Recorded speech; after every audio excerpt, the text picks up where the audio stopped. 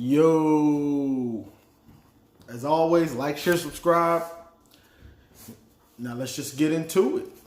So I want to do a video about Michigan and the players that got drafted. I also wanted to do a video about why us having 10 players drafted doesn't equate to us beating OSU. So Michigan had 10 players drafted and a couple that were picked up as free agents. So you got Cesar Ruiz went to the Saints, Josh Uche to the Patriots, Ben Bredeson, Khaleke Hudson. Well, Ben Bredeson to the Ravens, Khaleke Hudson to the Redskins, Mike Dana to the Chiefs, Michael Onwenu to the Patriots, DPJ to the Browns, John Running to the Packers, Josh Metellus to the Vikings, and Jordan Glasgow to the Colts. Then we had Lavert Hill going to the Chiefs as undrafted. He was undrafted, but he signed with the I believe he got picked up by the Chiefs, so we'll see if he makes the team. And Shea didn't get drafted, which if you've watched any of my videos, that's not a surprise to me, but it's not about that. So we had 10 players drafted. Some of them are higher caliber to the pros. You know, sometimes the pros is a meat market. So if you just have measurables and things like that, you're going to go higher than other players than you think. Like, I know a lot of people thought Lavert Hill was going to go higher than he did. Well, he at least be drafted. But Lavert Hill, honestly, his last season wasn't very good. He got burnt quite a bit. He dropped picks. He's not that fast and he's not that big. So that's why you saw him not get drafted. So I wasn't really surprised when I saw that. But that's just what it is. We'll see how these guys fare. I see Uche being pretty good. The linemen's, Dana could probably get some good time in and everything like that. So, and we'll see how DPJ does with the Browns. Not sure with, Odell Beckham and all them.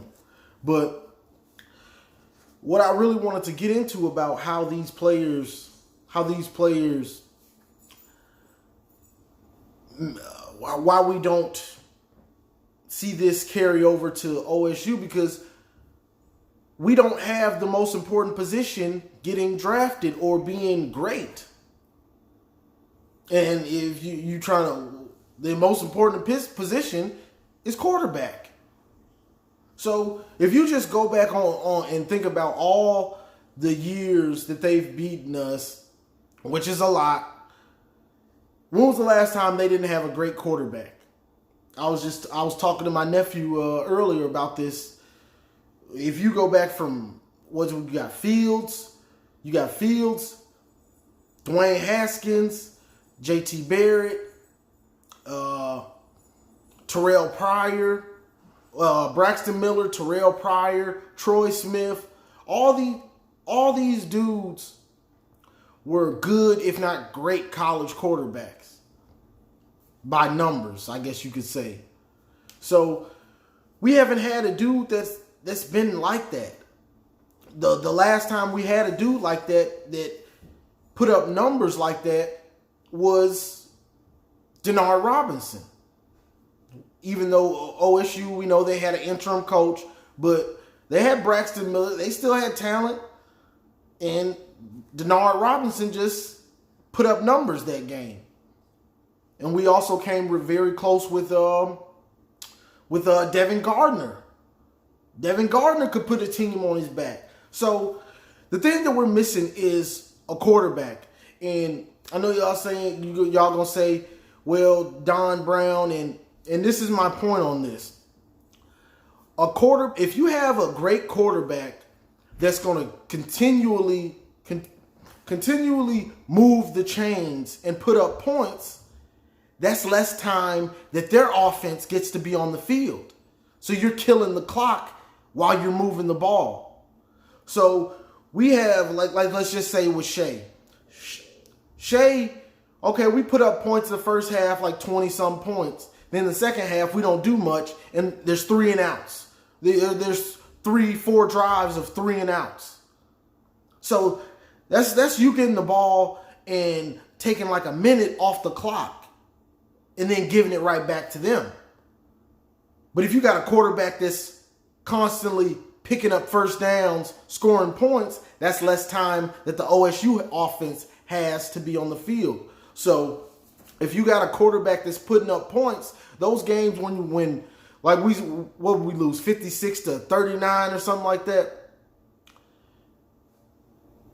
the more potent your offense, that's less time for them. So then hopefully these games go from 56 to 39 or whatever, or 30 to 40, 42 to 45, 39 to 42. So you're getting closer games. You're getting closer games because your offense is keeping them off the field.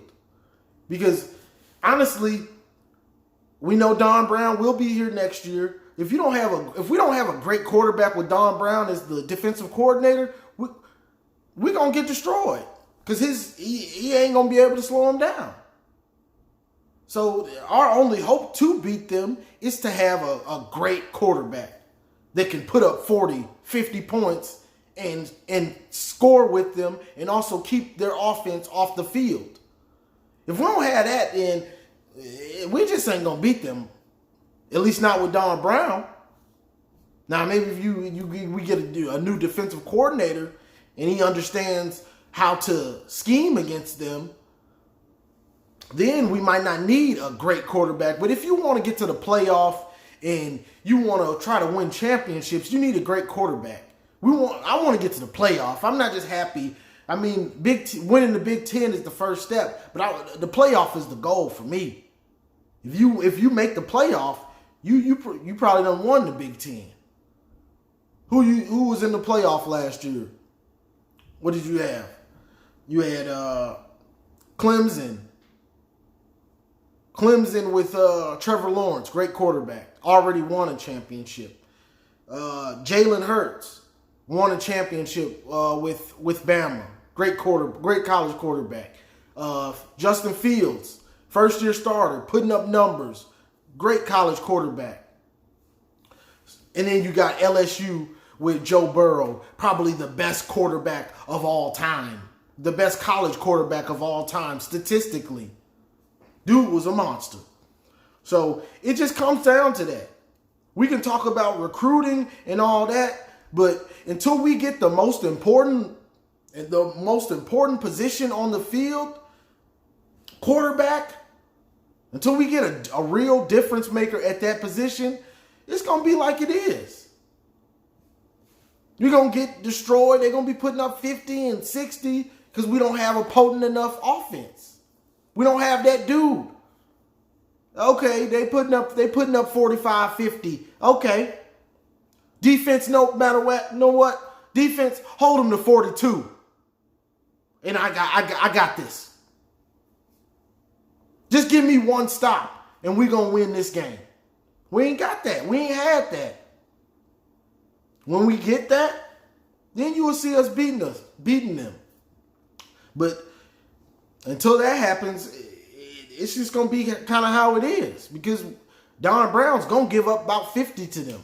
It's just a fact now. Like after I told y'all in a lot of my other videos, after I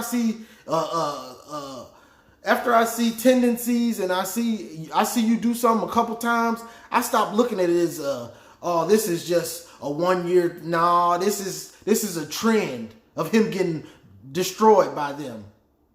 So now that's what I expect.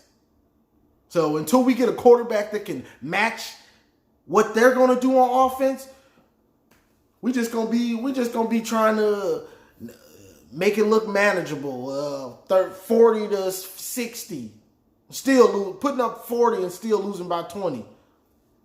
That's just how it's gonna be until we get that dude at quarterback that's gonna be able to keep up with whoever they have at quarterback. Because whoever they have at quarterback is gonna put up numbers.